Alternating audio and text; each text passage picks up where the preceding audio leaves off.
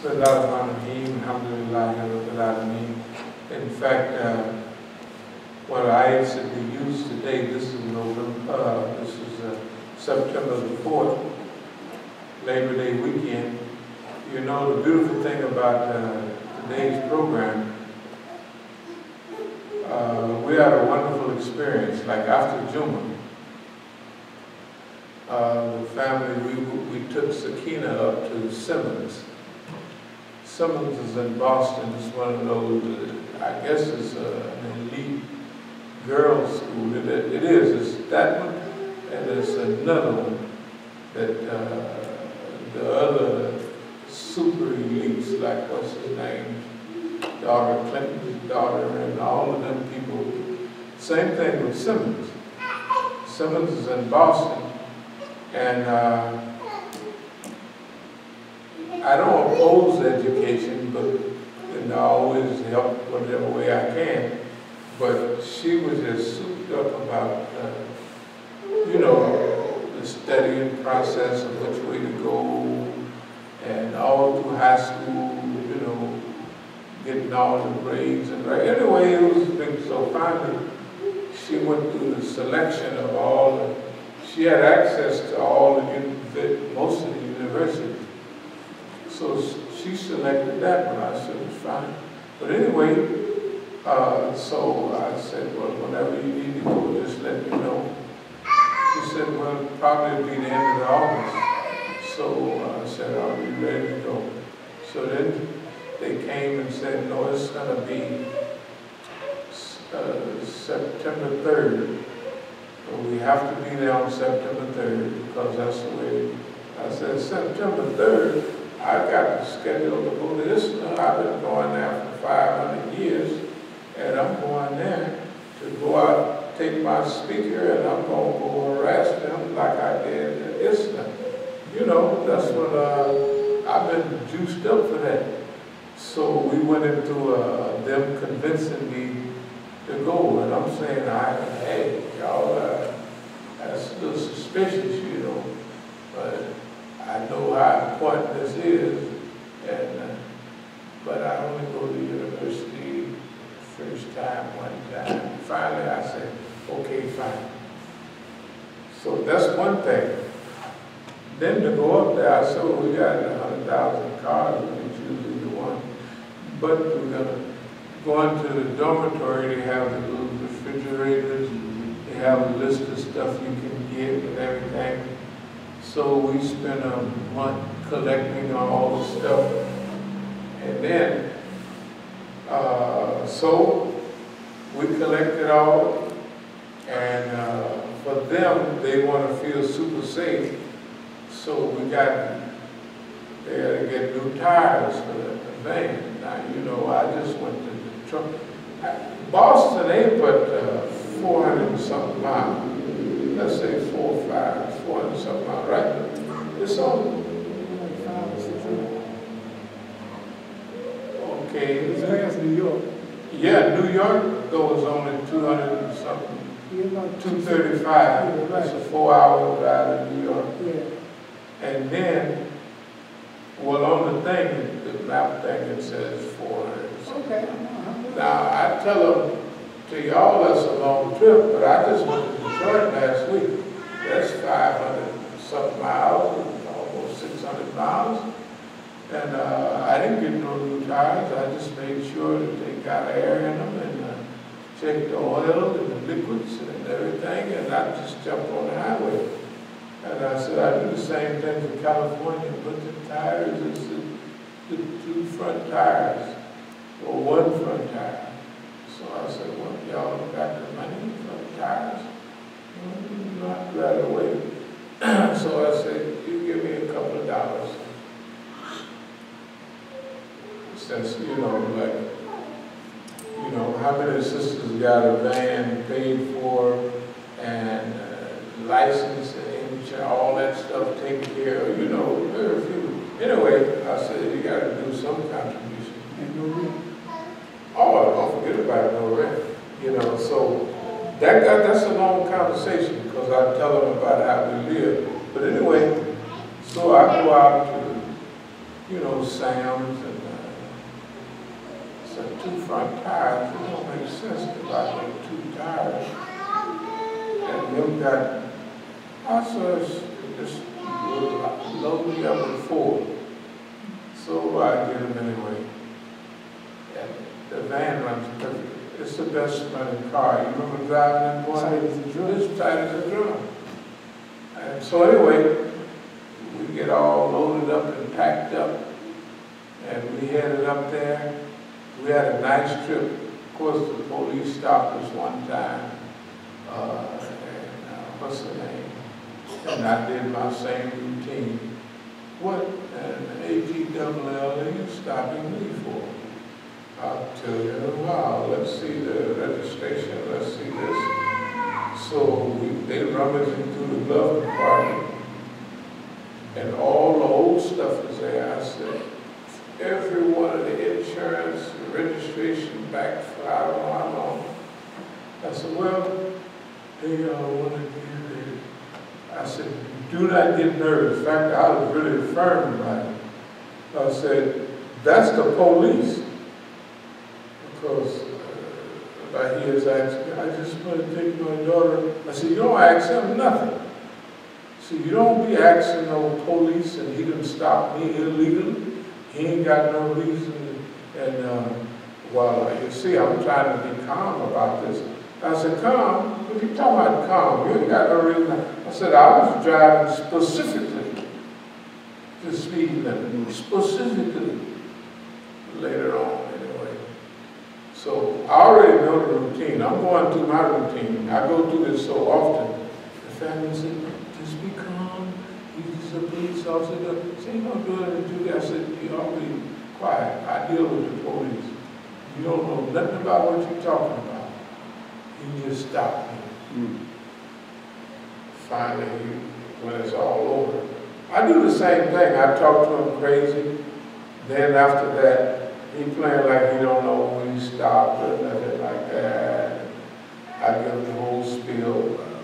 Then after he goes back and he writes his ticket, which I never respond to, you're supposed to get a warrant. I've been stopped all over the country and got tickets for it. They don't never come in. Never. Never. Because, man, I'd be hoping, I'd say I'd like to get a warrant so you can take me all the way back and I'll fight extradition. You know what I mean? In the court, I shouldn't be extradited to the state of Oklahoma, blah, blah, blah. Anyway, it was a wonderful trip. So we get there around 2 in the morning. Yeah, about 2 in the morning. So everybody's tired, and so I said, pick a hotel close to the thing, And I had been to Boston before, so I knew how I came in and left before. So we downtown. I said, no, you're not choosing a hotel smack downtown. That's $200, $300, $500 a night. I said, get one right outside. So they said they have one for 90, 100, I said 100 is fine. So anyway, they got to go to the restroom, so I'm driving out the way I came in years ago. So we see an IHOP. I said, don't you remember? Y'all like IHOP. We ate in this IHOP before. We did. We ate at that IHOP before. When I went up there to MIT to give a lecture. Anyway, long story short, I looked, and there's a hotel right next door, one of the famous ones. So I said, shoot, go in there and see. I said, Sakina, go in there and see if they got one. They go in there. Before we went in, they was looking on, where you punch the thing right quick and everything will pop up. So she said, there's 1-star hotel. I said, 1-star hotel? I said, do you know what a 1-star hotel is? Yeah, I said, I said, the lowest we've ever stayed is 3 stars. So what about Motel 6, this, that? I said, they're like 3 stars or something, most of them. Anyway, We got in there, boy, it was clean, but it was old, modern looking, but old timey. You know, the furniture got scratches on it. They got an old time TV. You know, the TV that can, unless it's plugged into the thing, you can't pick up nothing with the big back on it. All the other hotels got a little skinny TV. Anyway, we were so tired, we went on to sleep, had a good time. We went up to the IHOP. But then when we got to the university, I realized why, that it was true. That they have it set to move in. The first floor come in at a certain time. And when we pulled up to university, they had a whole crew of girls, teams of girls with big carts, looked like used to be laundry baskets. And you feel just, when you pull up, they come out and you got a little sticker for your car for the police. They won't pull your car away in that. They got all their polices out there, university polices. And they got these teams. I said, oh, I see. They got water handing out. They got a little table for snacks. You know, I said, well, I did not wrong. You move in, then you put them on the lawn, then they got what they call a dolly, you know. So we moved in, and I looked at the environment. Right in front of the street is all the stuff that you know, Starbucks, Staples, Target, and all that. And the Target there had everything that we could have bought. We didn't have to buy it here, but I mean, who knows? So when Fatima goes to her university, wherever it is, we'll already know this is the first time we did this. I was so impressed with the neighborhood. This is about 10 to 20 college. You know, Boston is a university town, Cambridge, Mass, all kind of MIT. They got, and then I saw all the new students, Muslims with almost full hijab, everything but niqab, some middle of the roaders, everything. And she said, no, there's tons of them. I said, that's right, this little girl's school and so many people who choose. I was very impressed with the neighborhood, because you know, you send your daughter away, you send her to school. I said, man, the way they got this school ground police, and it's a girls' school too. I say, it ain't nobody, if they even walk past the fence and lean on the fence, they gonna have them in jail. You know, I mean, it's just a nice, secure, and friendly environment. And all them white folks, oh, it's so nice to start this, just nice to see y'all too. I just don't know what to say. I'm just overwhelmed. You know how white folks is, you know. But anyway, it was a good experience. So yesterday was a good experience. Coming back yesterday, you know, you get back faster than you get there. So we, boom, Massachusetts, Rhode Island, Connecticut, you know, New York, New Jersey, boom, Delaware, and, you know, Maryland and DC, just like that. But anyway, so I was supposed to get up early this morning and head for the last 2 days of this. I said, well, before I left, I said, well, what I'll do to make up for this, I'll hit all the regional programs. You know, the regional programs here and the regional programs in California. You do better in the regional programs than the national anyway. Because regional programs is more down to earth, you know what I mean, in a more easygoing environment where you park cars here and there. You can, you know, it's not like you can park here. You remember in Chicago, that's where they are. You sneeze, they just pulled, snatched your car, took it around the corner, which I got towed away before. But anyway, it was just a good environment, to see that there are schools that children can go to that are secure, and it's a good environment, you know. So I just wanted to mention that. But I used the other day, surely you shall travel from stage to stage. You should embark, you should climb, you should pursue, you should travel. The one I like best, you shall ride from stage to stage. And that makes us think about the time and the condition in which we are in today. We've always been in a condition of rising to the occasion. Many people, some people, a few rise to the occasion of their time. Other people don't, but it don't stop history. All that happens is what Allah says in the Quran, He exchanges you for somebody else, right? So if we don't get the job done, it doesn't make any difference to Allah. It won't affect the universal scheme of things, but Allah will replace us with somebody else.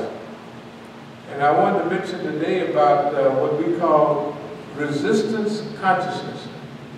The Rahbar in Iran is always talking about resistance economy. The beautiful thing about this is that a few months ago, or last year, when they first signed the treaties, 5+1,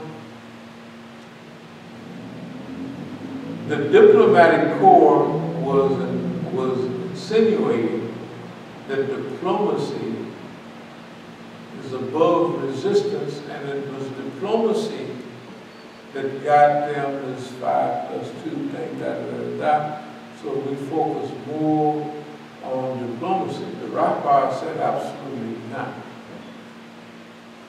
That we stick in with our resistance economy, because you cannot depend on the West. Resistance economy is independence. And you work with friends, and you reward when they remove sanctions. Iran said, we're going to remain with our friends that worked with us swiftly under the sanctions, or they didn't work against them. So we're not going to dump our friends just to bring on somebody. You know what I mean? Just getting on the ship to try to make money. The other thing that's very important, and the Rahbar stresses, number one, the United States reneged on its treaty obligations. This is wonderful. This is beautiful. Because it proves that all of us have been correct. Remember, we always predicted that you can't, whatever treaty you make with Sam, he's going to cut your throat. He can't help it. It's not. He may not even sit there and plan it. In fact, Kerry might have been, when he negotiated with him, he was probably telling the truth. But that don't mean that the guy is really running things. As soon as he gets the treaty, he's going to say, well, this is what we're dealing with. He said, but I told them that we're da-da-da-da-da-da-da-da, you know. And it don't go that way. One of the things about that old movie about Musa, when they sent this colonel that was known to be sympathetic toward the Al-Qaeda, towards the Muslims. He said, reach out with your hands. So they made some discussions, and they kind of had a little ceasefire. So when they're intent discussing the final negotiation, when they see that there's different, that the diplomat, the guy in the suit, they say, no, we're not going to that, no, we're not going to that. So Mukhtar says, what was the purpose of this anyway? So what is it you're planning to go you landed so many hundreds of thousands of gallons of water and all other supplies. Where are you going? To the furthest outpost in the desert? And then you sit back and said you're going to either search or one of those cities. And which was true. The general or the colonel was sincere. But the guys controlling Musa, leading them back in, and they just want you to serve their purposes. That's possibly the way carrying those guys are. You know, the diplomats not running anything. The same thing, but in Iran, the diplomats, since the time of, they've always been a diplomatic corps that wants better relations. They want better economic relations. They don't want sanctions and what have you. And they would tell me personally, we hate Ahmadiyya. He's ruining the country. He's doing this and he's doing that. We have to have a better economy.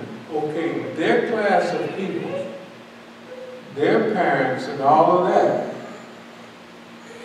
these are upper middle and wealthy people that was able to come into the university anyway. So they pushed the revolution, but they still are more important to them is not the Islamic revolution, but the economic transition. And if we have a little Islam here and there, that's great, because we're Muslim and they really believe in Islam, but they believe in diplomacy and economics should be the basis. That's normal. That's not bad. They're not bad people because they believe it. That's just a belief. They have a right to believe that. They don't understand that whatever you stand on, you don't change that, because if you allow your enemy to change that, then you change your identity. So you can work on many things, but you cannot change that we are the Islamic revolution, not the Iranian revolution. For them, they would rather be the Iranian economic, political, not the from the ground up Islam, and everything will depend on what Islam is. You see what I mean? Those are natural forces post-revolution. So resistance consciousness to us means we have to teach resistance consciousness to here. That's why our survival, our thriving, and we have already done the impossible. We don't have to brag and pray that it's possible for the people. We have to show them that it's already done. You can challenge the forces that exist in all of its forms and combinations. Right? We've challenged the whole system here in America, South Africa, Sri Lanka, UK, Canada, all of the forces of the enemy. Remember, shaitan, the Quran calls the shaitan a persistent enemy. And Allah also says in the Quran that the shaitan says, remember, like the Satan blames Allah for his condition, the Negro Muslims, hypocrites, blame us. When they work against us, they're like working like Mukhtar called the bad guys. You know, police is the bad guys. That's us. Mukhtar used to, when he first was a security guard at McDonald's, you know, no guard at anything, maybe $1.50 an hour, whatever it was. He would be telling me, yes, and I chased down the guy and the bad guys. said, you're a Sabiqun. You can't chase down no hungry people, purposely run off with a hamburger. He got his order, and they handed it to him, and he run off, and he got some burger and fry. And you gonna chase him down and hold him for the go to jail? I said, you don't do that. You can run out the door hollering and throwing up at like after him, but you can't chase him down. When he go around the corner, you gotta come back huffing and puffing. Boss man, I sure was glad to get it, but I slipped or something like that anyway. But you can't catch people and call them the bad guys. This is unbelievable. But that's the way they talk.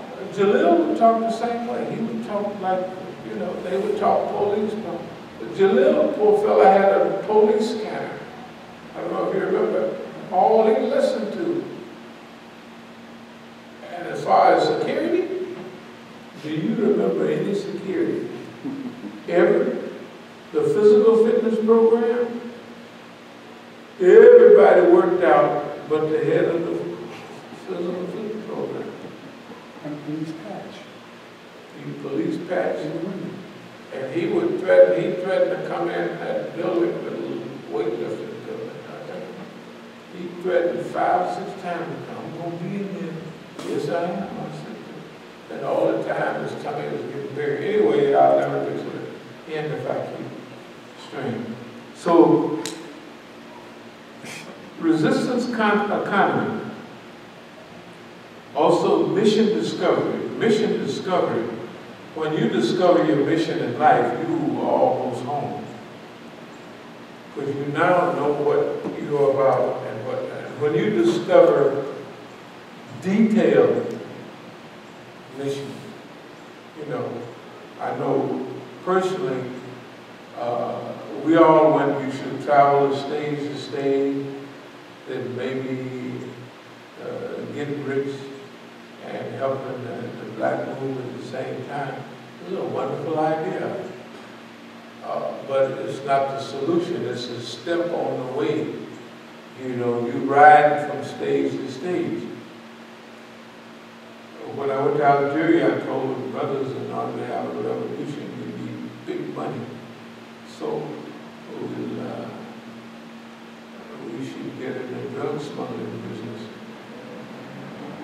They said, do you have a connection? I said, not really, not yet, but I know about that's going on. I said, well, we'll acquire the knowledge of where it's best to work. Whether we get the East Coast or the West Coast, whether it's the French connection type, you know, we're over that way, so I said, shoot, Turkey, Iran was big and they're big. You know, they took the opium, Turkey, they manufactured it and all of that. And Iran did big, it was big, opium and heroin production. So we could have shifted from the East Coast and not Mexican brown heroin and cocaine from over there. We could go to all kinds of. So we have to make the way they refuse. So I went to South America because it's cocaine. And you know, cocaine was benign. You're not going to kill your poor black people with cocaine. All you're going to do is get the money from the people who's doing whatever they do to the poor black people. You're going to get all their money and white folks' money. You know, selling cocaine. Remember the cocaine in those days just snorting. There ain't no crack in it. It's just benign. It's like selling marijuana almost. Basically. So anyway, but by 1973, I hooked up the whole thing, made several runs, been back and forth, and I got back to Algeria in 73. And the brothers had been closed down and everything. So I said, well, it's not that you're broken-hearted or nothing, but the thing that you're selling all the drugs and smuggling all the drugs, the cocaine, build an international organization was to help the movement so we could go back, build a big army outside and come back and take over America. Remember, when you're young, you just think stuff is possible. You know what I mean? That's just the way, you know. Anyway, I came on, after that, after they'd been kicked out and left Algeria, and then I met my homeboy in Tanzania. He told me what was happening. I actually quit selling drugs. I came back to the U.S., turned myself in, and because there's no use of me selling cocaine, because I was selling it for the rebellion. If there ain't no rebellion, there's no, I might as well wrap up my cases and I'll find what destiny I have. You know what I mean? In other words, you're fixing everything, but you don't know your specific destiny. In the meantime, you're coming back to Islam and you and maybe 5 or 6 years later, you got the idea about what you're going to do. But you still mixed in with different things, so it takes time. It may take 10 years till you get your mission. Oh, this is my mission. And then still that mission of discovery goes on throughout life to find the details of your mission. And I'll tell you, I've never felt better in my life than this period about money.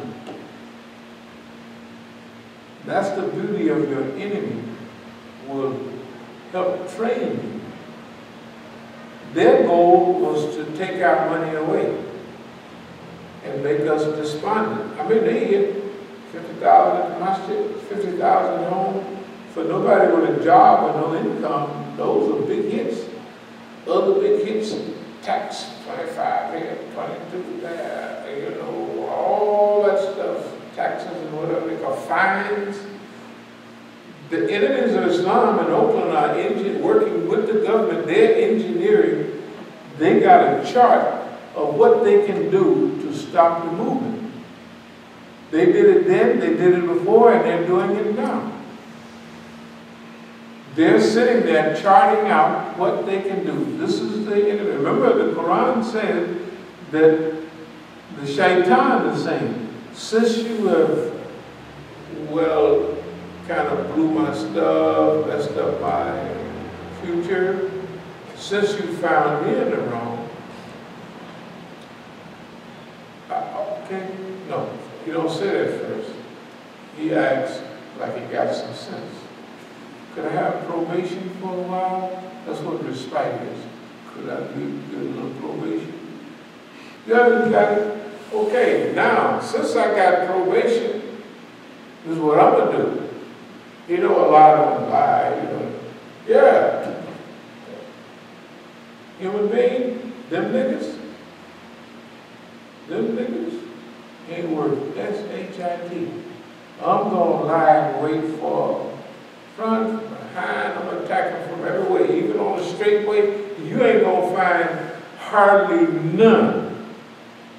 It actually said you ain't going to find none of them except maybe a few. This is the eternal case with working with human beings. That's why we have a certain policy. Our policy is nasiha, deen al-nasiha. It means good advice, but it also means sincerity. You know, mukhlisin Allahudeen. Mukhlis is one that has ikhlas, purity or cleanness and faith. Hope, also relating to Yusuf, Daddy telling him, go find out about Joseph and his brother. No one gives up hope of Allah's soothing mercy except those that have no faith. These elements of hope are pillars. And of course, gratefulness. Every time we hear about somebody, we're reminded of the hadith, what the Prophet ﷺ, when he saw the dwarfs, he went into sajda. not to the dwarfs, but to Allah, thanking Allah that I'm not one of the dwarfs. He's not anti-dwarf, you dwarfs, you can't come to pray, that's what no, but he was grateful.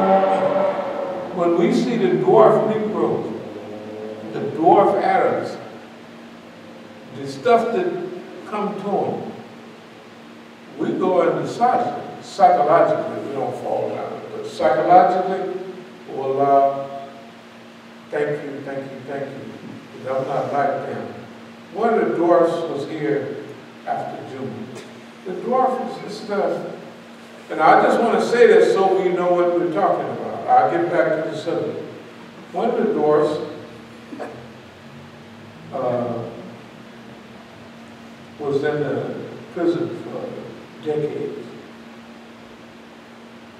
I'm not going to go through all. So the dwarf called and the dwarf said, maybe I'll be out in 5 years. So don't worry. So when the dwarf gets out,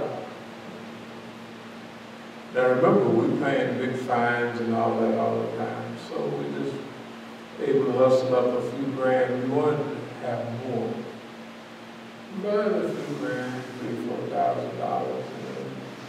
Well, here's a place to stay, here's a car, all that stuff. And so maybe you don't like that car, but you sell that car and got the money to buy another one. That lasts for several years. Okay, now a place to stay with cable TV, no rent, and then a couple $100 a week for several years. If you don't have you don't have to pay for nothing. You don't pay water bills, nothing. You don't pay nothing, you don't pay no rent. And you got cable, not the cable's a big thing. And then you're given a place, and we was talking about the Dwarfs. Huh? Dwarfs. The dwarfs, yeah, being Prison program. see, what happened was, basically, here's what we're talking about. It's people that are given opportunity to be big. Now, maybe most people haven't experienced it. I've experienced it all my life.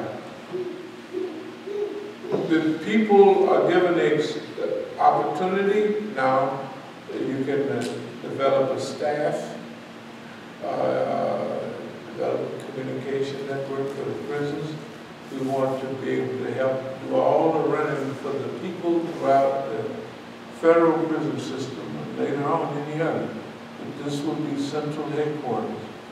They'll be able to contact us on legal matters, anything, if they need a little money. You'll be able to manage this whole prison project.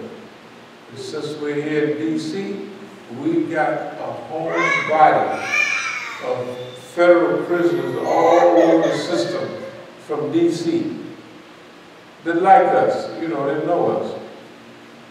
So therefore, we'll be able to have the most successful prison project in the United States. All the money, we got that set aside. This is the space. The book room can be a library, and the filing, everything to file, and do all that. Anyway, that's the opportunity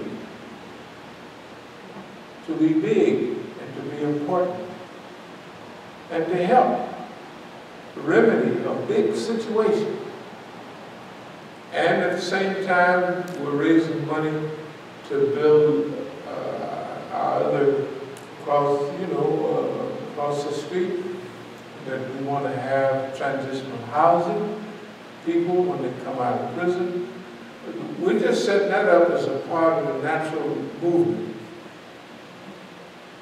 They just go and urinate it out. That means they have a chance to be made. You have an opportunity to be made. It's like telling everybody, okay, you're talking like Malcolm, you're going around speaking like Malcolm. Now, why not just flip the script and be like Malcolm? Tell the master to kiss your behind. You can't do nothing to you. That I want to do right. the people haven't openly accepted that proposal. Several waves of people have not openly accepted that proposal. Some of the around type people have, but not the main folks. So, when we see them, we see them as dwarfs because they refuse the opportunity to grow. They refuse the opportunity to develop. They refuse. And then they come here, popping out a $20 bill, buying a bill back and almost, and telling me, Ikna has just invited me to do such and such. So that's why I responded like I did. I don't know if you heard it. Because I said, I just gave a cookbook there about people that took a position. It's okay to be a girl if you're a girl, but not for a man to take that position and a system to turn them into dwarfs. And I used other type of names that you can't use right here now. You know, I said, these coons, I said, and remember, none of the white man's programs are successful. I said, the reason we don't join none of them because the white man spent $98 to destroy the black people. Then he go give little coons, and he gonna give the coons $2 to solve the problem. Now, the white man spent $2 on troublemaking and $98 on solving the problem. Said that's not bad. It's a chance to do some good. So that's why we don't work for it. And we still here in spite of it. What that means is, people have an opportunity to move from stage to stage. The people had an opportunity to be at 100, and they chose 23. Is what it boils down to. Remember, the Quran says that you had an opportunity to be grateful. So they exchanged 100 for 23, and they'll go all the way down to Dixie, the heart of Dixie, Georgia Peaches, down in Dixie, to hear somebody that they don't know anything about it. Okay, what I'm talking about is when you give sincere advice, you're not responsible whether they heard it or not. The system will try to break your heart in presenting you with loser after loser, and it is hopeless. That's what they do.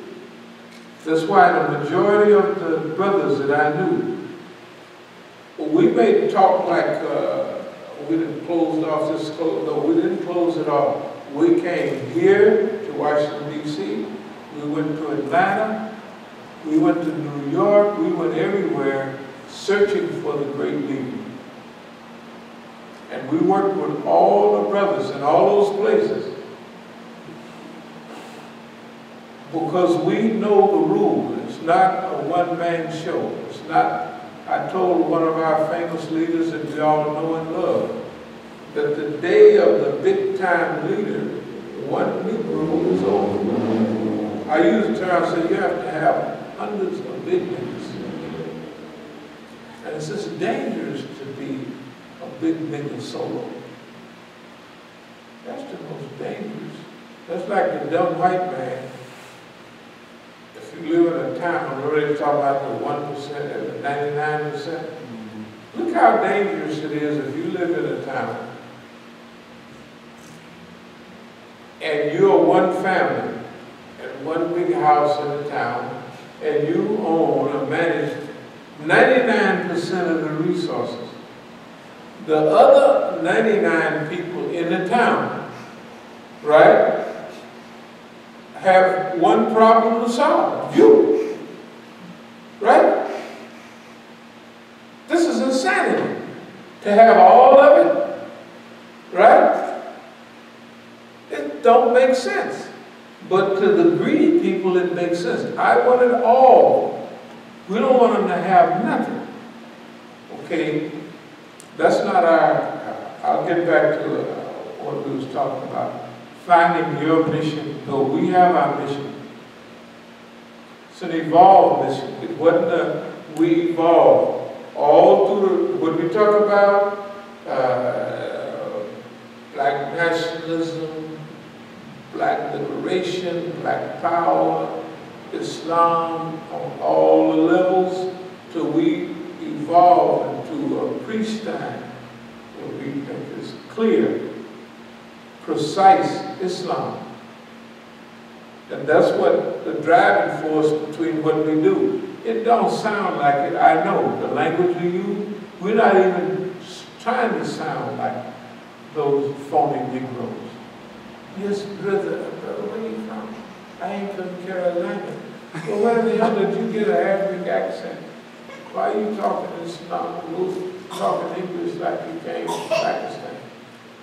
No, brother, this is fine. It's all right with me. Don't make me know.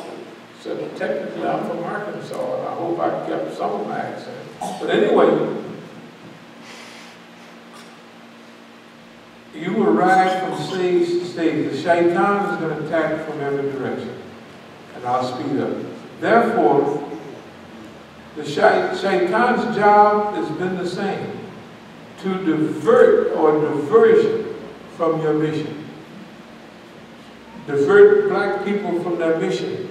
Through cocaine, through crack cocaine, through K2. All of that is a diversion.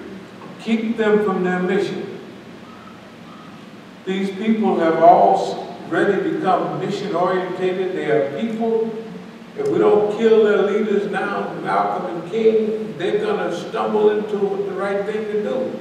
So we've got to cut all action at them finding out their real mission, because if they start evolving, they're going to get on the train. They know what the Quran says, you will move from stage to stage. If we don't pull out the tracks, if we don't blow up the roads, then they're on the natural course, right? And they've made the reasonable development already, from civil rights to black nationalism, to black power, to black liberation, and now they made the transition to what's called true Islam.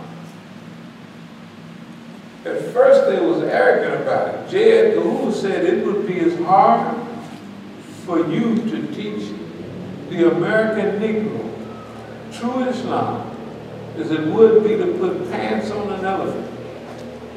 That's how arrogant he was. J. Edgar Hoover said that. He said that in a Senate meeting back or something.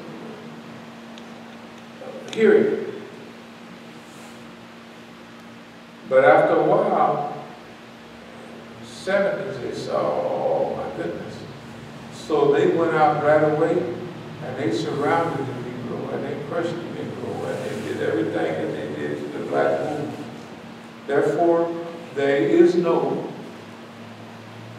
Islamic leadership in America from that side.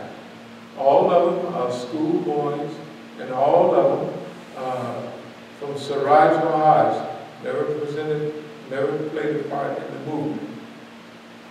Zaid Chaka, if you go to American University, right? Everybody knows American University. It's just the way it is. It's not, nobody holds nothing against nobody. It's Hassan Bagby, American University of Cairo. When he told me that in 87, I said, man, that's nice. I just kept an eye on him, and lo and behold, he lived it out. You know? What's the name? Imam Alameen, Abdul Latif Alameen. You know, he was all in. I've been knowing him for 35 years. Yeah, I had a Steve was included in advanced poets and all those people. We studied. We didn't just pop up here. We studied everybody. So we're not luckily just falling here. We have studied and cooperated with everybody we could. And when they wiped out the earlier remnants of the movement, the residue is all residue. They're all part of the system. That's why none of them calls us on the phone. No matter how often we write, no matter how many times we call, you look at their lessons, none of them forecast the behavior of the system and present a solution. Right? Same thing with Muhammad al-Asli. They give a semi-reasonable analysis of something, but they never give an idea of what we could do. If we come here to D.C. and we go out to the IAC, and a man has his name as Imam, and he's in charge of the whole place. It means the school, there are hundreds of people in those days going there in the 80s, and they have $300,000, $400,000, $500,000 cash subsidy, and they're praying in the street, in the rain and in the heat. We're talking about how many people are going to pray through a winter? If you got 1,000 the first winter, shoot, that winter going to knock you down to about 500. Then the summer comes and you sitting out there in the heat and a thunderstorm hits you, what you do? You're going to be down to about 200 people. After a few more years, you're going to be down to 20 people and even less. And all those people coming are paid to come. So when we see the dwarfs, we thank Allah. I'm not one of those dwarfs. None of them. We're not, I'm grateful. This is part of being grateful. We're going to speak of it. The main thing we've been talking about is this is a season for Ahlul Bayt. I call it the Shia community. Okay? But there's always a clause that Allah put in there, if you do this and if you do that. It's not generally, you just a Muslim, it's problem solved. Condition. It's always conditions. A lot of those conditions, those who strive and struggle with their lives and their property, right? يُحِبُّ الَّذِينَ يُقَاتِلُونَ فِي سَبِيلِهِ صَفًّا كَأَنَّهُمْ بُنْيَانٌ مَرْصُوصٌ. Allah loves those who fight in His way or fight in His cause as though they are solid, cemented structure.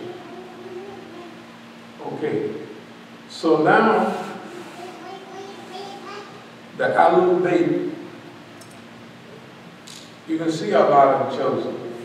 And we fall into the same, whatever you see with the Shia community or Iran overseas, you get the same miniature situation here. It's been like that. You can just research. Iran has always been surrounded. Iran's been cut off. We've always been surrounded. We've been always cut off. They've always been isolated from the mainstream. We're isolated from the mainstream. No matter how good we are at what we do, they're not going to invite us. Okay? Is that bad? No, it's good. It's part of the mission. Because see, Allah wants to test you. Why are you doing this? You doing this for fame? That's what I was telling the Negro downstairs. If they got a house full of funny people over there, we don't want to be over there. They can't invite, would you come on over? We was telling people in Qutbah, people that's been here know, Madeline Albright 1 year, next year, so they always been inviting us to participate in the system. And we get bigger offers than other people do. Because the longer you hold out, the bigger the offers get. Write your own ticket. The only tickets you got in anything, not the freedom train, but the road to hell. Which ticket you got? The only ticket you got. I know what industry you got tickets going to a good place. They never sold no ticket because you don't have those tickets. You ain't got those tickets. I ain't buying no ticket for you. Because I know you ain't got no ticket nowhere. But down here. Okay. So the Alum Bay. And you got to remember, not only us as an individual community, but everything that the enemy does to them and that the enemy does to us helps us. That's why I was saying it's never been more comfort about money. Right now. Because living in this society, we know the rules. If you got money and you're stupid, the people are going to listen to you. Don't make no difference. Right? If you got money, like Don, he claimed to have money. He may not have the money. But still people listen to him because he got money, Donald Trump. And this is not Jubilee. So a rich man feels at home anywhere, and a poor man feels like a stranger, even in his own home. This is true. This is the one of the things that I just saw. They always break the brothers, take all their money, then drag them down the middle of the street behind a chariot and say, here's your super ninja. So I said, well, Mr. White Man, you're not dragging this nigga down nowhere. I'm leaving. And I'm not leaving broke. See, I started saving. When I figured out I was leaving, I started pulling money back for a long time. I didn't just up and say I got 30 grand over here, 30 grand over there. And go snatch it and run. No, I systematically. Even in the federal court, I was telling the court that I was set up and this, that, and other. So the lawyer I had, very tolerant, was you. He was getting tired of me, although I gave him all that money. And so he said, Your Honor, we're moving toward closure on my representative on Mr. Reeves here. I said, represent Mr. Reeves, and I started talking. And the judge said, you got to be quiet. I'm going to find you in the contempt. I said, find me in the contempt. He can say anything he wants. The prosecutor can say anything I want. My life depends on this, and I can't say nothing. This is the funniest court I ever been in my life. I don't like this. So the judge says, fine. You're going back to the LA County Jail now. I was out on bail, of course. And he upped my bail. $20,000. In those days, it's like $200,000 now. So I went to jail. I popped up with the other $20,000, and I'm with some stuff. But several months later, while I'm getting ready to leave the country, I had an envelope from some company. It was something that didn't mean nothing, but it was a federal envelope, and you could tell. So I was in court. I said, Your Honor, I said, I have to pay $20,000 tax that I have on the envelope. I said, is it any way, very wrong, of course, 100% Negro, is there any way you can release that $20,000? It's like $20,000. And basically, I didn't say I'd be good with my proposal. He says, well, yes, Mr. Reeves, seems like you've done your lesson. I'm going to use $20,000. The minute I got my hands on that, that's an extra blessing. All of my stuff was packed, whether he gave it to me or not. But that extra 20 grand, that's like an extra 200,000 cash. Now, that's a lot of money. So I just, yes, sir, I walked on out, I didn't cuss him out of nothing until I got back. A few years later, back in the cussing again. But anyway, so we planned it. We thought about what we was going to do. We planned and we thought about what we're doing. Now, I'm going to try to speed up. When we talk now about Iran a lot, it's because the Rahbar is now talking about the same issues. If we would have talked about it before him a whole lot, it would give the impression that we're trying to teach you. But he's a great leader, therefore, guess what? He's surrounded too, same thing. And you could tell by the way he talked. But you could tell they are doing a wonderful job. But you don't hear none of the programs, none of the people, diplomats, talking about Velayat Faqih. During the time of Imam, that was a core principle. That is a core principle of Islam. The West wants to get rid of Velayat Faqih. The politicians and diplomats want to get rid of Velayat Faqih. The leadership, Rafsanjani, Rouhani, Zarif, all of my friends are trying. The last election they had, trying to get control of Majlis Kobrigan. That is the Majlis, or the group of leaders that will choose the next Velayat Faqih. Right? So Rafsanjani and them got a few people in there, but they still, you know, as long as I told Jannati, he's 90 years old. He's the leader of the Majlis. So there's a careful, when the Rahbar passes, we have to make sure that our people are in there, or the people are well educated. That's why the Rahbar is teaching about Nufuzi, infiltrators, saboteurs, right? And he says the individual infiltrator is not going to snitch, but he said Jarayan Nufuzi. That is the collective body of saboteurs. They want, and he says it, now, they want to change your system. That's what Rafsanjani, Rouhani, that's what the diplomats want to do. They want to change the Islamic system. They want to have it like modern times. They want to have the Communist Party in charge of China, but they have a total capitalist system, right? They want to have it like Saudi Arabia,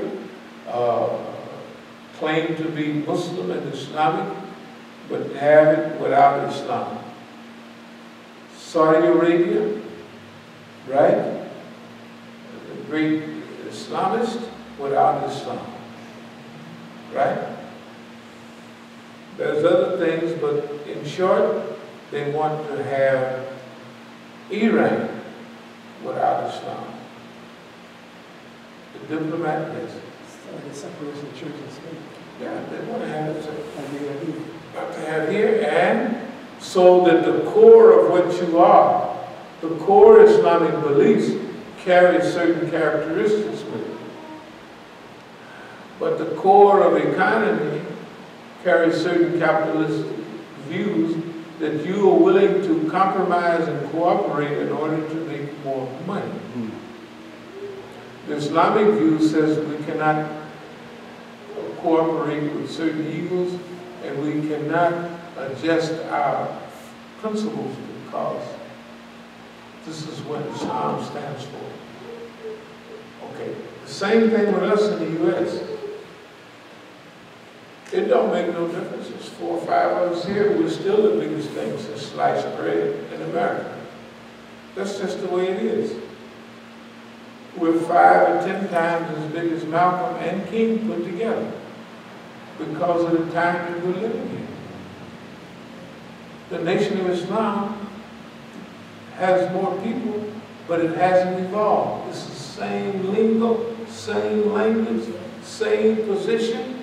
The ministers grab the same money and have the guys selling all 300 newspapers, and any one of those closets you open, all the newspapers fall out. Right? Even with the chief, the brothers, we was getting them newspapers, and you can't sell all them papers, but to help the chief, so we was doing the same thing. Balalian news, at that time, would come, falling out of your closet. This thing of evolution is important. One thing Imam Muhammad said about the human being and evolution, he said the roach in Pharaoh's house is the same roach that's in your house. He hasn't moved a bit. He hasn't evolved. But the human being has. You see what I mean? The chief made a lot of sense. I like the chief. It just wasn't, it wasn't his job to do that. But for what Allah gave him, he did a good job. He brought the people to Islam. He came kicking and screaming, but I like the man. And the other thing to remember, when something don't happen at a certain time, Allah didn't want it to happen at that time. But we believe Allah wants us to do this at this time. So, Jariyan Nufuzi. The only people that talk about the Vilayat al-Faqih is us. They don't talk about them at none of the programs. They don't talk about them at Muslim Congress. They don't talk about them at Anjuman. They don't talk about them at IC. They don't talk about them at all. That's the core pillar of our struggle. Oakland and D.C. are showcases. Remember, our job is to show people it is possible to challenge the system, and you come out without a scratch on you. That's why Muhammad al-Masih told the people that all the pressure from the United States government is causing Imam Musa to, get a little loose. That's what he told them. He didn't tell them that I'm laughing and joking at everything, and the more pressure I'm calling everybody to let them know this is what we're doing. I'm giving the Juma talk, right, before any issue come up in California. They're going to come at 1:30 Oakland time. I'm giving a talk at 10:30 Oakland time about they get ready to come, this is what we're going to do. Every week. Pressure? No pressure. It's not pressure at all. We wrote years ago, deja vu. And this time around, it is the most comfortable and the most perceptive and the best time, because we're going to get that same stuff over and over again. I'm going to try to speed up. So D.C. and Oakland will be showcases. We will show them what happened here, but not to scare them, but to show them we can do it. All of y'all can do it. You got 10,000 people and millions of dollars, and you're afraid to take a little step, and look what we've done with none of y'all. No help from none of y'all. Remember I said something about the wives of the sisters out there in Oakland? Did I mention one time, September 2nd, when Mukhtar brought the police and Khadijah brought the police to the Masjid, and they had me handcuffed, they was putting me in the car. Khadijah was crying big tears. But did I mention that? Here's why I mentioned that. Then I told her, I said, no sister crying. I said, this is not, here's what she's thinking. This is what black people have always did to other black people. She couldn't stand it, but she kept on doing it. She's a good nigga, okay? She kept on doing it. She was wiping her tears. I mean, I'm talking about not crying, like streaming down. I'm saying, well, the brother ain't crying. I'm telling her, this ain't nothing. Y'all ain't, you're not doing anything. This is what I'm telling her. So to go to jail and your own masjid, that's great. How can you get in? What's better than that? I mean, what better advertisement than the people come at midnight, they holding the police hands, and the police is out there, 10 or 12 police lights, all in front of the masjid, and this is what you go to jail for, and they put it in the newspaper, the Leafs Crescent, and everybody would. You can't ask for any better advertisement than that. You think Jamila Abdul Malik's wife, I don't remember, who was talking out here, it must have been 2002, maybe the latest. Yeah, we'll give you another wife. I said, why don't you give her, she go, I said, why don't you give Jamila a break? You've been on this too wide stuff, give her 2 or 3 years to herself, like you and her. She knows I did that. You think she don't appreciate that? But that broken-hearted stuff, what happens? You get your heart broken. You go marry a girl that was in the school. She was 14 when he made his up. They didn't marry until she was 17, 18. But he's the kind of man that don't want no challenge from nobody. So he goes, he could have married a 12-year-old father, because he don't want no psychological challenge. And then now he's a 50-year-old man, and people see him in Philadelphia, they say, yeah, he got a goatee, he's trying to act young. It ain't nothing like an old fool, but trying to act young. And remember, you marry a young girl, and you got 40 pounds to gain, and she's got 10, she gonna catch up with you by a few months. She gonna keep all of that stuff. Girls are perceptive. You ain't gonna keep nothing here. Nothing, absolutely nothing. Ask anybody that's married. You ain't keeping nothing here from your dear wife. So if you got a good one, you are the luckiest man in the world. Because otherwise, now, he's getting ready to get scatterbrained again. Poor Mukhtar. Remember the big fat lady, not our big fat lady, but remember our 2002, whatever we call it, conference? She beats up your wife, the white girl.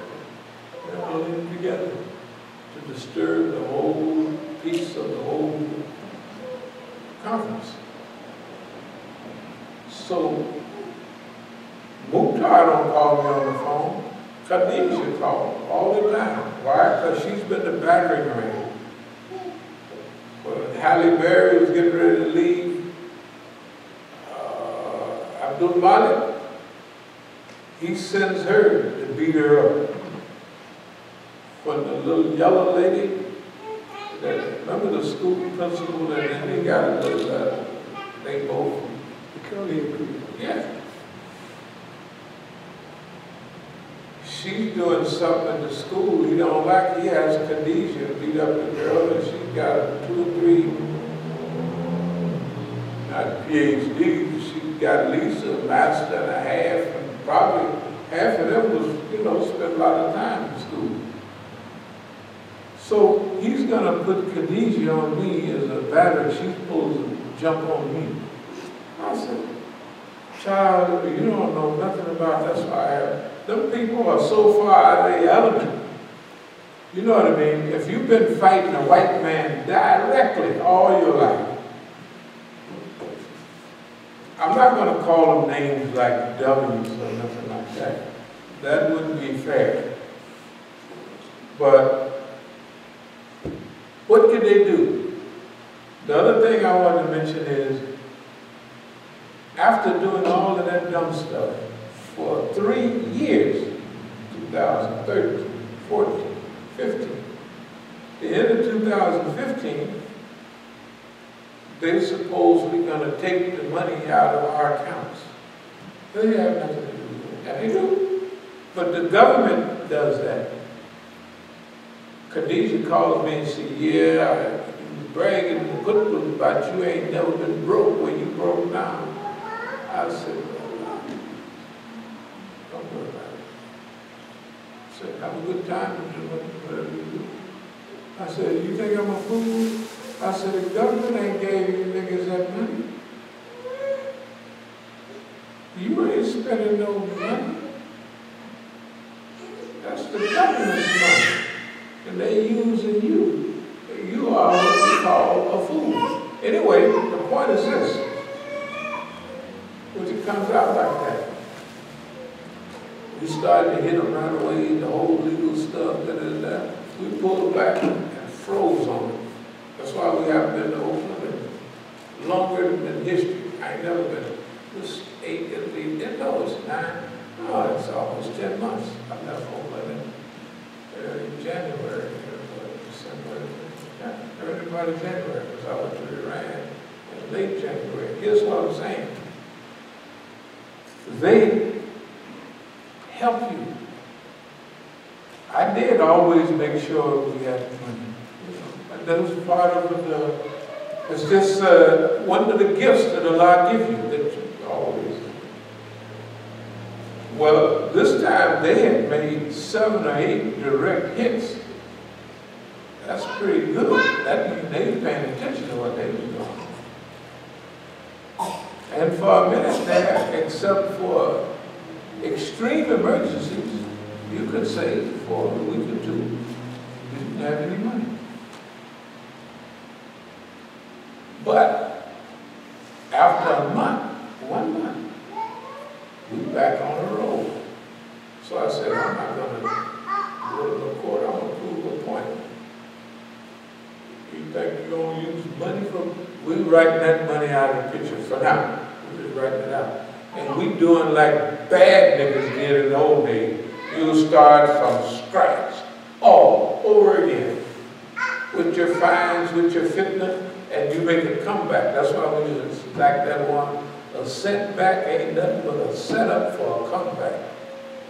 I'm not bragging, I'm just telling you. This stuff may actually make you feel good. It's a challenge. You defeat the government. You say, you thought you were taking money. Keep it. Because see, in the dunya, the government, that's what they do in the dunya. And drugs and crime, they give you case after case after case to take your money. And lawyers, and they try to bust you with the dope and the money to prove the case. Right? So if they can get money after money after money to them, it's a big drug case. So I said, I'm going to treat you like that's what you did. You made a big bust over and over again. And all niggas, you busted me 8 times in a row. 8 times in a row. If you would bust any other nigga 1 time, the show is over. So that's why I'm telling the story, because the people don't know what we've been doing to them. And our dialogue to them is that. You're the biggest sissy in the world. You ain't got nothing. That's what we tell them. We have to teach that attitude to the people. Because the big show, leading up to the big show is jumping off all the time. But we don't know what time to tilt, the big tilt. So if we cannot build up the cadre of physical people ourselves, we have to psychologically begin to build them up. Believe it or not, those simple videos have done so much. We pulled ourselves out of that market on purpose. Why? Delay. Remember, let them tell their story. They put it on YouTube, they did everything. And then we put a few videos on, now they panic. They in a panic. Yes, we're going to tell on everybody. And we're going to tell the details about manna. What Hamza Yusuf did at the manna meeting when we formed manna. What Siraj did. What combination that Siraj Wahaj, Hamza Yusuf, and Zaid Shah played, and just sitting right in front. See, these niggas will do like they did here, remember? Sitting right in front of you and cut your throat. You ain't never seen me holler like, oh, that's me. I said, oh, okay. Remember the smile? No problem. If they did it here in the Masjid where we pay all the rent and stuff, imagine what they do at all the other meetings. We're going to educate the people. We're going to educate the people on Rami Nashashidi and all them guys. And playing in movies. But we didn't just run across him. We ran across him years ago. He was clear on who he was. He was on the government side, because when he would give us talks, as though we were trying to help Arabs and Palestinians, but a lot of our youngsters is gangsters in Chicago, you know. Robert Nashashidi and what's his other, they made that movie. Umar, what's the name, son? Imam Lukman. Imam Lukman's son. Why? Umar called me and said, oh, don't raise any money for my father's community. And I said, well, his sister called, his ex-wife, she's from Tanzania. I said, I already raised money and sent her. She said, my father don't have a gravestone. So I sent her the money there. I said, and I already, the other time you called, y'all, the place was closed because you didn't have, I don't know, $449 or something for the utilities. And I was in the car traveling. I had my wife pay the bill in the car, talking to you on the phone. So I stopped raising money for a little while. But after a while, I said, I'm going to raise money again. And he would know instantly. I was, you know the big masjid in Irvine, Texas, where the white folks was walking around in a few, out of that masjid. I went there to raise money for Imam Jamil. He said, oh, no, brother, no. So I said, well, I'll do what stand in my box, and I'll stand in front. I'll stand in the front. Then a brother from Sri Lanka that I knew from the University of Iowa in '81. And when he was checking out Berkeley in '82, '83, he came out and he stayed in our masjid, and the masjid had big piles of dirt digging, you know where you dig out the masjid to put plumbing? It wasn't even a functioning masjid yet. But he stayed with us. We was good friends. So he was coming to the door. Imam Musa, how's everything? I said, oh man, everything is fine. How you doing? So he said, I'll talk to you, I'm going to go pray. So before he went to pray, he took out his keys and opened the door to the office. I said, just a minute. I said, I know you ain't the big chief around. Yes, I made the board of it. I said, I just want to make an announcement. Is your prayer? Of course. I made an announcement, $3,500, just like that. When he was out, I come back a few months later. He was somewhere else. Guy from Somalia or somewhere. Sudan, he was ahead. I said, oh, I just want to come raise a little money for Imam Lukman. No drop-ins. I said, everybody came to the masjid during the time of the Prophet ﷺ was drop-in. I said, he would come and say, I need such and such Rasulullah. He said, anybody got that? I said, no, we got it. I said, oh, just hang here. Let's pray. He said, anybody got such and such? One time, the guy, he needs a camel. He said, I ain't got one, but I'll lead it. I'll take him to the guy that got one. He said, anybody that leads someone to the guy is getting the same as the one that got the guy, all that stuff. The next time, the guy come in, same story. He says, no, wait a while. And they said, this guy got it. I said, they were all drop-ins.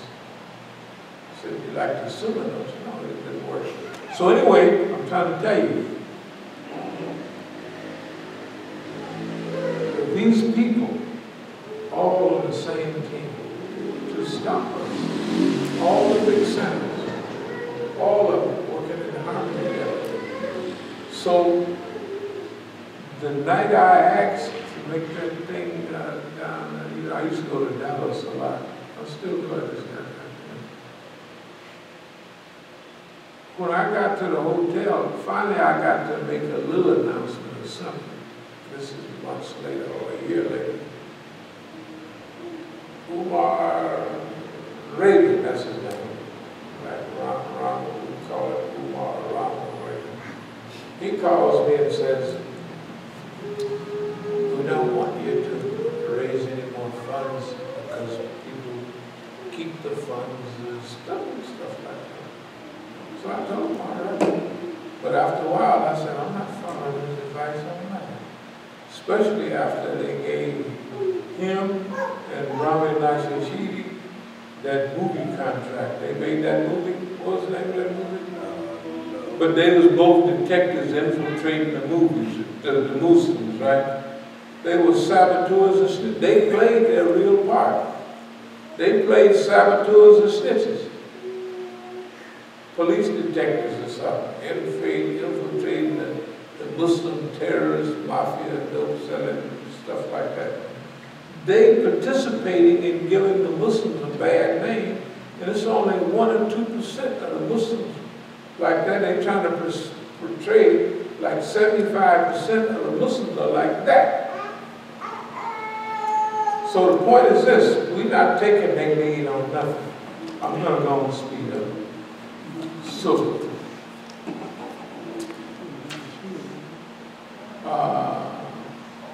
this point about winning the wives over, when I look at Mellow Yellow, Zayd Shaka, all of those guys' wives, they have respect, big respect. They're lucky we're not in the union. No, here's why. Because women have a soft spot for their people in a way. Now here's what's going to happen. Then niggas will show their wives and everybody what we're doing against Imam Musa. Sometimes they're playing a part. And guess what? They're not getting nowhere. Pretty soon, the wives are saying, all of that is one man. And the only thing he's done is help us. He did that. He helped us. And we're turning him over to the mean white man. Right? Remember, they forget the sisters are human beings. And the sister's job in slavery, they always played for the black man. The black man couldn't plead, but the black woman could. Remember that? This was a custom. This was a custom. Not only out of slavery, out of later times, lynching and all that. The woman could plead for her son, waiting for my child to come home. Think about all the songs. The woman could plead, but the man, you are a nigger, you can't plead nothing. But the nanny or the mammy, oh, boss man, oh, Lordy, Lordy, Lordy, she could plead the case. Oakland is befuddled right now. That's what happened with Halle Berry in Europe. She discovered what was going on. She's the one that starts. I wasn't say I already halfway knew what was going on, but she's the one that blew all the cover on herself. Halle Berry. She's the one who said, I wanted to marry you all the time, and he told me you wouldn't marry me because the whole story, and because she didn't saw what they all doing. She was hearing all the telephone calls, and this is everything. That's why big old heavy-set Khadijah was crying last year, straight in the tears. I said, there's no sense of crying. I said, I do this. This is what I do. I've been doing this for 50 years. You know, but Muhammad al-Asi went back and told him the pressure was getting to him, and he started acting a little funny. Basically, he told him I was acting crazy. Why would they go tell that when here it's been exactly opposite? The more pressure, the more jokes. Everybody that come here knows this stuff has had absolutely no effect on anything at all. Okay, so remember, that's part of our mission. We might have wanted our mission to be the cadre, the leaders, to have an organization and teach the people. This thing right here will do the job. Our job is to educate the people. That's why I only have 2 hobbies. One is this thing here, that I'll be able to do all of that myself. There's 2, there's 2. There's stuff that people act like, I said, it can't be complicated. It ain't. I said, you stick this thing in there and you point it. And if I mess up one time, I'll try it, and I'll save that one, and I'll try it again. I said, within a few tries, I will master this stuff because it ain't nothing to it. The kids do it, blindfolded. They don't even look at it. So but that's a hobby. It's not my business. The other is selling cars. They said, well, you great this and all that. I said, I don't know. So this is a hobby. It's a hobby. It's like if you have, it's a hobby and it makes a man. And in doing it, if you had, niggas didn't know what to do to show off. So after you buy one Cadillac or one Benz, you would buy another. Pretty soon, you got cars parked all around your house, they're yours. The more cars you have, the more status you have. That's why I have the biggest and the baddest cars. Because people want to judge you by its status. That car got ink in it, it's got a telephone, it's got initials on it. The other niggas don't have that. And if you just have one little thing, one of my best friends, his initials started with H. And I had a big H on my name, on my car. He had the same kind of car. He couldn't put H on. He was furious. He was my friend, but he was furious. So he came on them all. Willie Ward had one of the prettiest Brohams. It was white on white and white. Pretty. He pulled up in front of my record shop. Mark, the son of our second in charge, he took Willie Ward by the finger and he pointed to the H on the hood. He said, see that? You know what kids don't know what they're doing. I see. He was furious. You know what I mean? He got the prettiest car in the world. White on white and white. But he didn't have an H on there.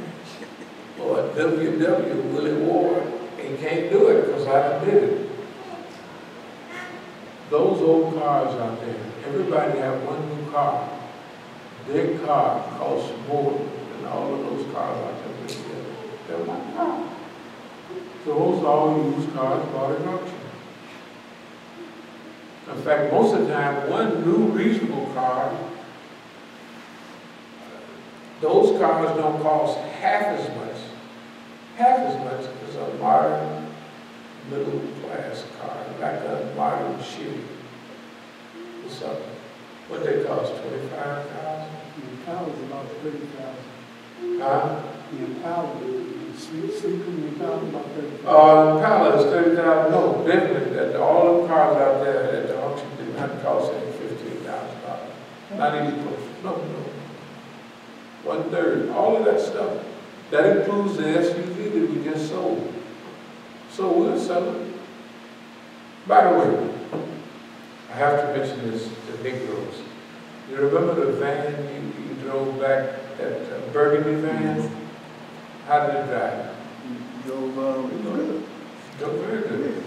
Was there any signs of any impending, like it made any noise to state it in 1,000 miles? No. This sort of, No, you no. said it pulled to the right a little bit, but not till you wouldn't know how to. Big fat tires on there, right? Yeah. That means that the people that had it has 223,000 miles, but they didn't went through 2 changes. They didn't change everything inside. You know what I mean? So it's like a new car. I bought it because I said, this car, you could drive it for 6 months without any repairs at all. It seems like ain't nothing. Now I got it for the little brother that comes in here, and he was paying $300 a week for something he was renting from some people. I bought that for him. It's got a rack on it. You can do work with it, let the seats down. So I got the car for him, and then finally he came by and I told him, I said, yeah man, I bought this for you. Want to drive it? He said, you want this for me? You want to get this? I said, my belief is it'll ride for 6 months without no problem. That's reality. So I said, you pay $300. So what you do, you give me $600 down payment. And I'll maybe $1,300 or something. Give me $600 and then you have to pay me nothing next week, but after a while you pay me $300 or $400 to finish it up. Well, the reason is he made an attempt to get at it. So after 2 days he called the car and stopped the car and the battery. I said, look. I said, we brought the car 2 weeks ago, and I let it stay parked for 2 weeks. Then I drove it for about a week. I said, I saw the corrosion on the battery, but it had no effect. I said, if you set a car for 2 weeks and it starts up, it's like nothing, and then you drive it all around, stop it, it can't in 2 days. All of a sudden, corrodes. Well, I did the job, I did this, the car's falling apart. I said, I don't believe it. I said, I don't believe that. I said, that's a lie. I said, you just stop calling me. So, he called yesterday, after 7 called me. Can you come give me a job? Can you help me with this? No. Last week it was parked out there. The car was running and it had a rattling sound. I said, I know that's what's the name. He said it takes 6 months for that to happen. So all the cars out in there. I said, it takes 6 months for that rattle to develop. That right there. I said, you did it. Then over the months and months, it's a little time. We had to hood up the car right inside. We didn't know it. I said, I guess somebody just changed that part. I don't know. I was going to tell him the other day when I was talking. I said, of course, I paid more than $600 for it, and I paid the brother, use license and all that. But I was going to tell him, stop. That you don't have to pay me if the stuff. In fact, I did tell him something like, if that stuff happened, you don't need nothing. But it's a lie. So he called me yesterday, bothered me, so I said, I didn't donate the money because he called me the day before. I'm just telling you how the Negro before last Friday. Musa was supposed to bring me money this morning, but the regular Negro story like that, the dope he gave me, I had to throw it out and the buzzer around with it, anything, the same old colored story. Now me, I was very happy because I don't have to bother with him no more. You know what I mean? Because maybe I knew what was happening the day he walked in. Because the food used to be hooked up with down in Dixie. Anyway, long story short, I came completely Friday, and then after that Friday evening, the car won't run again. So yesterday I said, well, as soon as I get some work in, I'm going to spend my money on this car, I can't get to work. I said, well, just bring it to me when you can. I wasn't going to tell him, just keep it. I don't tell him nothing. You're going to pay me for the car, not cost the car. So I know the car could not drive away, right? And in 2 days, the car fall apart, everything. It's got white smoke car. I said, look, man, that stuff, I said, that stuff takes time. Well, they might have put some glucose in it. I said, you can't put it on. I said, we drive at 60 miles back from the Mustang, and I drove it 100 miles around here. I drove it all out, Gators Driven, I drove it around. I said, there's no problem. Because you can't pay $300 a week to rent a car week after week after week, and then all of a sudden, when it comes time to pay that little money for that, you can't get no work no more. But the point is that the Negroes have a behavior pattern. If you want to get rid of somebody, remember how we talked about it. Let's give them a deal. They'll bring the Negro out, so that now we'd only pay the $100 to get rid of somebody. That's all. 100 or 200, that's yeah. If he pay me, he owes me another $700. We bring the $300 and every I'm telling that's it, fine. Because that'll cover the cost of what I bought the car for, and I had to pay the brother or something. And you have to pay the company. You know, when you buy a car, it'll say 150 to 210 or something. So if I bought the car for $650 and I add another $200, that means I've paid that $900 for the car. So when you bring another $300, if you bring it this year, next year, technically I don't care. I don't even want to. But the thing is, you get the benefit for doing good. It don't make no difference. Never worry about. I try to help them people. This is what our friend that come here buying a meal every day and leaving me a tip. I'm not insulted. I'm just going to have fun. If they think that I was having fun last week, yeah, that's what the sisters do. That's why I wait till next week. You know? This is a very crucial point because, see, the people lose heart because the people don't respond the way they want.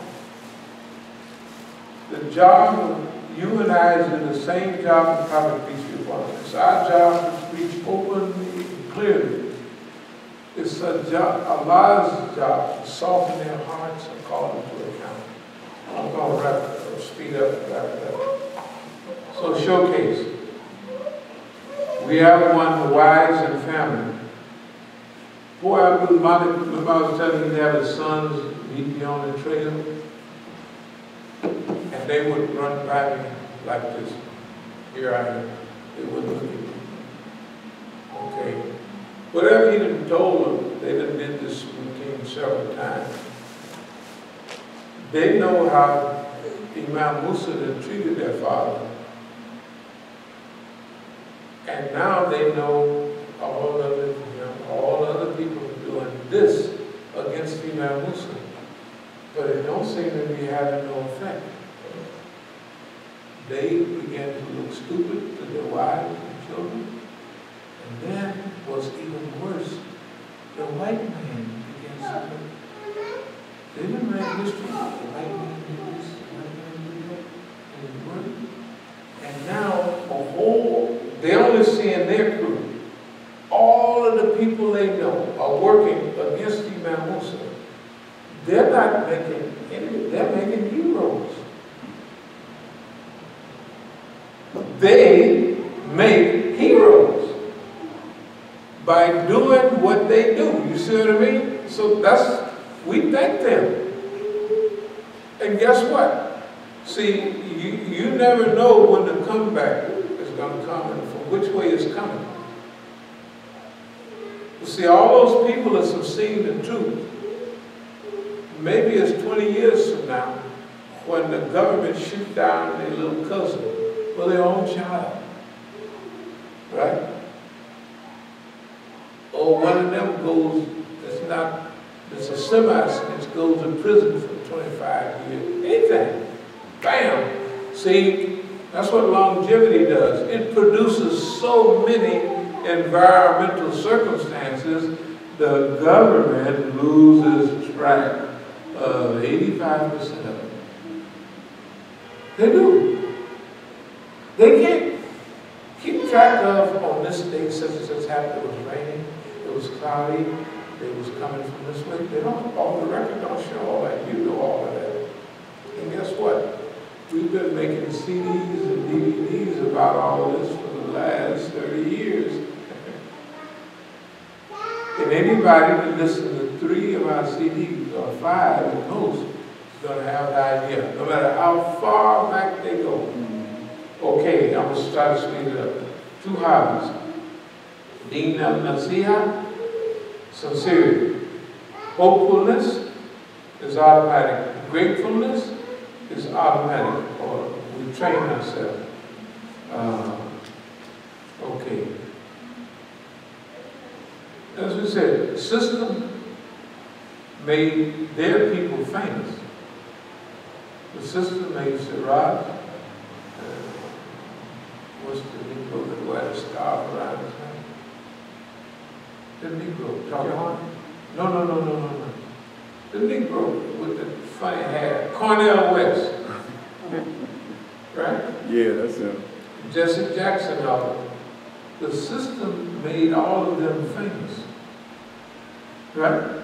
They own all the talk shows. The National Negro is famous.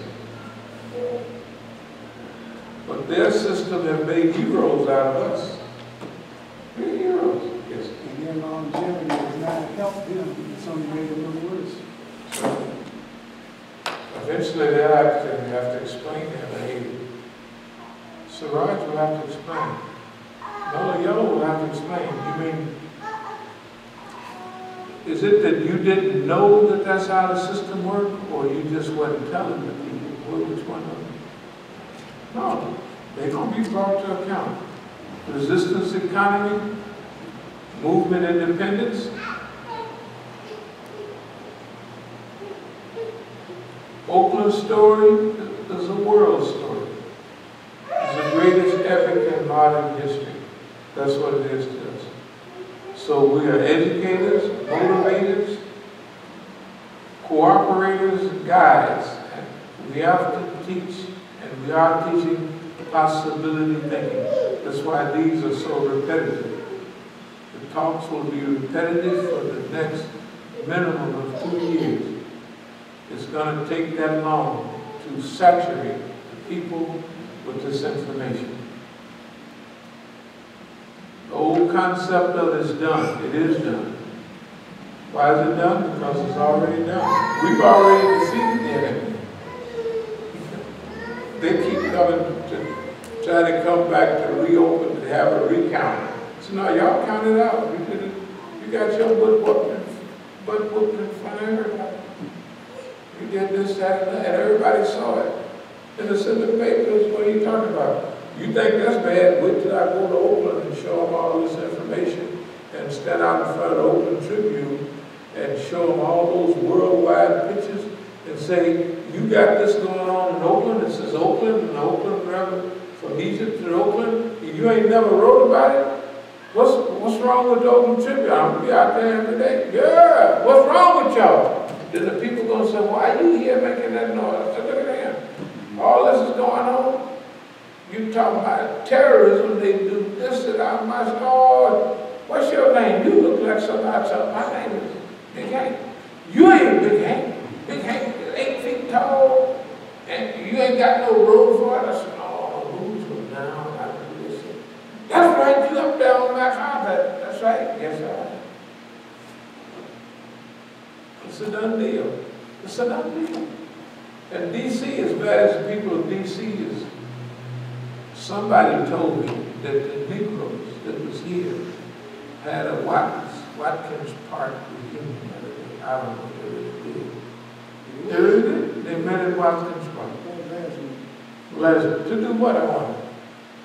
A reunion for As-Sabiqun, Masjid al-Islam. A reunion for the Masjid al-Islam. The Masjid al-Islam workers or dedicatees, what did they do? They donated. They do what they always do. They donate to eat. Of course. I was just wondering. Well, they didn't invite you here and a holy man? I was talking to, he didn't invite me, and I'm really glad he didn't, because I didn't want to see that stuff. But he told me about it. So it was him and the wife and all the girls that we knew him talking about. Right. And of course the former security head and his wife was out there, and probably the big head lady, and you know, the very usual suspects. Yeah, the usual suspects. I don't want to be around them, man. I don't mean no harm, man. I don't want to be around them. I don't want to see them. Well, that's good. They make me sick. Well, yeah, they make each other sick, but anyway, we won't talk about them, but we are happy that they have a reunion. So when we started clowning the saboteurs, we'll remember them. We won't remember them. But, one of the last things I want to say is that one of the great decisions, it's a key decision in management and leadership,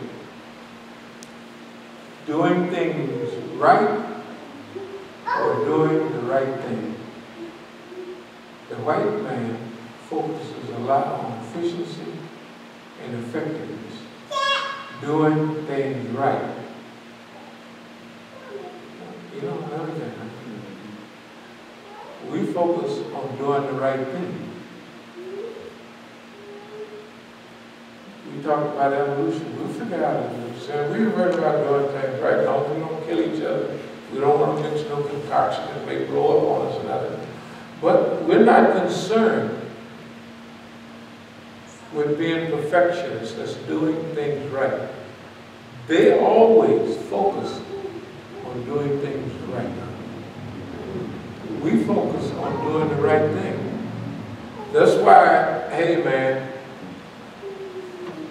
if anybody tell you that this is not the greatest job in the world, they don't know anything. And you're talking to one that's had more fun than all the Negroes you know. All the fun that the white man laid out, we had it. We wanted to find out. The cars, the money, the different relationships, all of that, fame, glory, everything that they Hollywood put out, or that the Negro put out. We had a nice run at that, and being rich and young and healthy, all at all the optimum times. And it ain't nothing. That's why Allah let us have it, so we can find out that it ain't nothing. So we know the difference between that and this. And at an older age, and less money. You know, we have less money. No, we don't have less money. I'll tell you why we don't have less money. This is important. If you count up the property we are multi-millionaires. We have 8 pieces of property here in D.C. Not only the houses that are there. In D.C., if you sell those houses, they may look, we put a little paint on these houses and sell them all for $300,000-$400,000. Easy. You can have it right there. Taxes, they say it's worth $150,000. So that's $250,000. They send stuff in the mail all the time to buy the property. They want to buy all the property in Oakland and here. They don't want us to have property. At first we was thinking about, well, maybe if we flat broke, we'll borrow, sell one lot and build it, ain't selling nothing. The white folks is coming, so the property prices is hitting the roof. We did everything, not only at the right time, we did things right. Buy lots when they're a few $1,000s and they're selling for $100,000. Lots in Southeast. The cheap one is $80,000.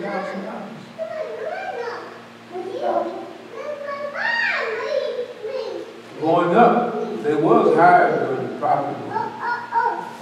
In Oakland, you got million property. So let it run down. We fix up a little bit of it. Still worth millions. So we might have had more things in the building, but we wasn't as stable and as wealthy, you know what I mean? Like if we had $1 billion, we had to have it hid where you can't, you know what I mean? Let nobody have it where you get all that money. Now we have the property, and the property is going up and up and up and up. And now the white man that gave us a $10 billion deal, breaking all of his laws and giving our money to somebody else with no right to do it. And I got all the legal paperwork, and we can't do that. So we're going to charge him $10 billion. You owe us $10 billion. And we're getting my friend, he's still alive. He was when I was out there, he's 83 years old now. The biggest civil rights lawyer in California. I was listening to the radio, and this big civil rights attorney, Tony Sierra, he was on the WKPFA out there. He was saying, yes. He says, yes, well, the federal government in 1979 and 1980 gave me a big charge of civil rights, da. They sent me to the federal prison in Lung Park. So, well, what did you do all that time? He said, I was overcharged in a nursery, you know. I said, I knew it. The guy's name was Tony. He never told me his last name. And I worked for him. I grow all the flowers. That's why I learned how to do the flowers. They said, don't buy flowers.